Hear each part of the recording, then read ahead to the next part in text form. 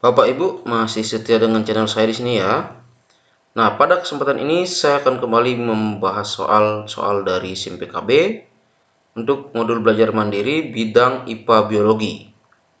Ini saya akan membahas soal-soal dengan materi pendengaran, penglihatan, dan kelistrikan pada manusia dan hewan.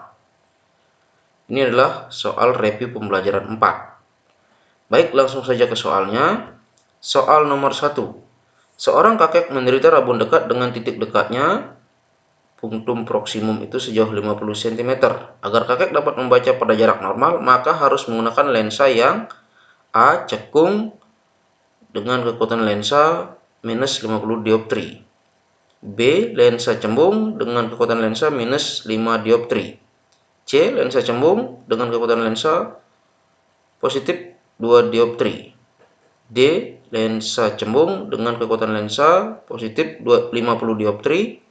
Dan E. Lensa cekung dengan kekuatan minus 2 dioptri. Oke, kita lihat clue di sini adalah menderita rabun dekat. Nah, rabun dekat ini kan berarti harus dibantu dengan menggunakan kacamata lensa cembung ya. Berarti ini yang A salah, yang E juga salah.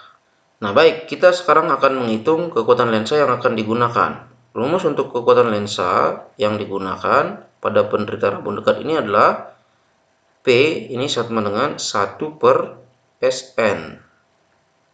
Sn ini adalah jarak baca normal dikurangi dengan 1 per pp. Ini dalam satuan meter. Nah, kebetulan yang diketahui di sini pp-nya adalah 50 cm, maka kita ubah. Sehingga P ini menjadi 1 meter ke cm kan menjadi 100 cm ya, per Sn. Kurangi 100 juga per pp. Oke, 100 per Sn, jarak bata normal, itu kan biasanya 25, kan itu 25 cm. Dikurang 100 per pp-nya di sini adalah 50 cm ya. Ini yang bersatuan cm, ini yang di bawah. Kemudian 100 bagi 25 kan 4, kurang 2, karena 100 bagi 50 itu 2, maka ini menjadi positif 2 ya. Jadi kekuatan lensa yang harus digunakan adalah positif 2 dengan jenis lensa cembung. Jadi jawaban yang C. Oke, lanjut ke soal nomor 2. Edo menderita miopi sehingga dia tidak dapat melihat benda yang berada pada jarak jauh dengan jelas. Jenis lensa untuk membantu penglihatan Edo adalah A. Lensa ganda, B. Lensa cekung, C. Lensa plan paralel, D. Lensa cembung, E. Lensa tipis. Oke, clue yang di sini adalah tidak dapat melihat benda yang berada pada jarak jauh. Berarti ini rabun jauh atau miopi, atau kita kenal juga dengan mata minus. Ya, mata minus itu dibantu dengan kacamata minus. Yang lensanya minus, kacamata yang lensanya minus yaitu lensa cekung. Berarti jawabannya yang B. Lensa cembung ini untuk rabun dekat ya. Lensa ganda untuk ya penderita rabun dekat dan rabun jauh. Oke, lanjut ke soal nomor 3. Perhatikan gambar rangkaian listrik berikut. Jika diketahui R1, ini ya R1 yang paling atas, itu 6 ohm, R2 itu 2 ohm, ini R2. Kemudian R3 6 ohm, ini R3 ya. Dan ya GGL-nya ini 10 volt. Maka besar kuat arus yang melalui R2 adalah A 1,4 ampere, B 8,3 ampere, C 1,0 ampere, D 2,0 ampere, E 0,7 ampere. Oke, kita lihat dulu jenis rangkaian di sini. Nah, ini kan keluar dari positifnya, kemudian ini bercabang, ada yang naik, ada yang turun arusnya ya. Kemudian berarah ke R1, berarah ke R3. Nanti akan kumpul lagi di sini, akan kumpul lagi di R2 melalui R2. Berarti kita dapat ketahui dari gambar ini adalah R1 dan R3 itu adalah rangkaian yang paralel. Sehingga kita hitung dulu hambatan penggantinya untuk R1 dan R3. Jadi 1 per R paralel sama dengan 1 per R1 tambah 1 per R3. 1 per R paralel itu sama dengan 1 per R1 nya tadi berapa? 6 ya. 6 tambah 1 per R3 nya juga 6. Nah, ini sudah sama penyebutnya, sehingga bisa ditulis 2 per 6. Ini 1 per RP sama dengan 2 per 6. Jadi, tinggal balik. RP sama dengan 6 per 2. Berarti 3 ohm untuk hambatan pengganti paralelnya. Nah, sekarang udah dapat hambatan pengganti paralel, dengan R2 kan dia jadinya seri. Sehingga hambatan totalnya, karena seri kita bisa tulis R paralel ditambah dengan R2. Karena seri itu kan tinggal dijumlahkan. Berarti 3 tambah 2 itu sama dengan 5 ohm. Berarti hambatan totalnya itu 5 ohm. Nah, sekarang kita bisa mencari kuat arus yang melalui rangkaian, kuat arus totalnya. Nah, rumusnya kan pakai hukum ohm. P sama dengan I kali R. Ini R total, ini I total kan itu. P-nya 10, ini I-nya belum tahu, kali dengan R totalnya kan 5. Berarti I kan sama dengan 10 per 5. Berarti I-nya itu adalah 2 ampere.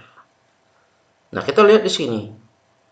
Arus total yang melewati rangkaiannya ini kan 2. Berarti dia keluar di sini 2, akan terpecah ke atas dan ke bawah kan itu. Karena hambatan R1 dan R3 sama, maka arus yang melewati R1 dan R3 ini juga sama. Berarti ini sudah dapat kita lihat bahwa ke sini mengalir 1 ampere, ke R3 juga mengalir 1 ampere kan itu. Nanti akan kumpul lagi di R2. Di R2 tambahan dari yang lewati R1 itu 1 ampere, dari R3 itu 1 ampere, maka di sini juga akan kembali menjadi 2 ampere. Jadi jawabannya yang D. Lanjut soal nomor 4. Perhatikan perpindahan impuls saraf pada sel saraf berikut. Ya, ini gambar sel saraf ya. Ada sinapsis, neurotransmitter, sesekuan, ada dendrit, akson. Nah, mekanisme perjalanan impuls saraf yang benar adalah A. Impuls saraf dimulai ketika neuron menerima stimulus kimia, kemudian melakukan perjalanan menuruni membran akson ke terminal akson. Terminal akson melepaskan neuron yang membawa impuls saraf ke sel saraf berikutnya. B. Impuls saraf dimulai ketika neuron transmitter menerima stimulus kimia, kemudian melakukan perjalanan menuruni membran akson ke terminal akson. Membran akson menerima impuls saraf ke sel berikutnya. C. Impuls saraf dimulai ketika neuron menerima stimulus kimia, kemudian melakukan perjalanan menuruni membran akson ke terminal akson.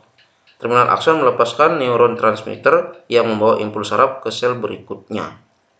D. Impuls saraf dimulai ketika neuron transmitter menerima stimulus kimia, kemudian melakukan perjalanan menuruni terminal kembali ke akson. Membran akson menerima impuls saraf ke sel berikutnya. E. Impuls saraf dimulai ketika neuron menerima stimulus kimia, kemudian melakukan perjalanan menuruni terminal akson ke membran akson. Membran akson melepaskan neuron transmitter yang membawa impuls saraf ke sel berikutnya.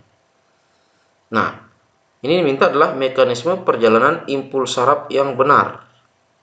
Jawabannya adalah yang E, yaitu impuls saraf dimulai ketika neuron menerima stimulus kimia, kemudian melakukan perjalanan menuruni terminal akson ke membran akson. Membran akson melepaskan neuron transmitter yang membawa impuls saraf ke sel berikutnya.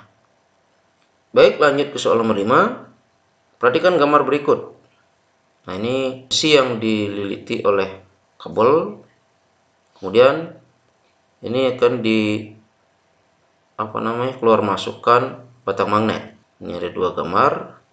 Kemudian ada 3 ya, ada gambar A, B, dan C.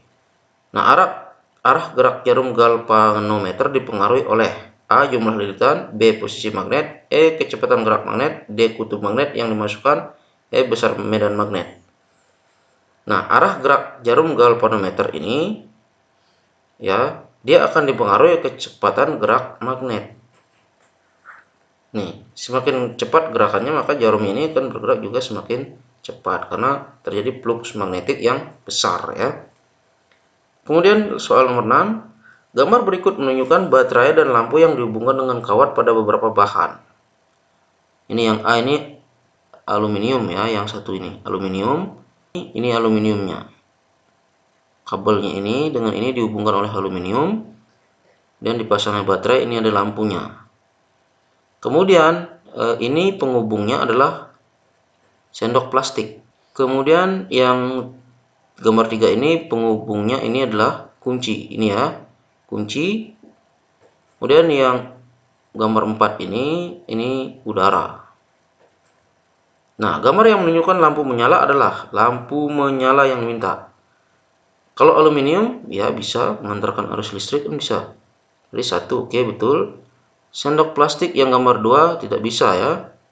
Tidak bisa mengantarkan arus listrik, berarti 2 bukan.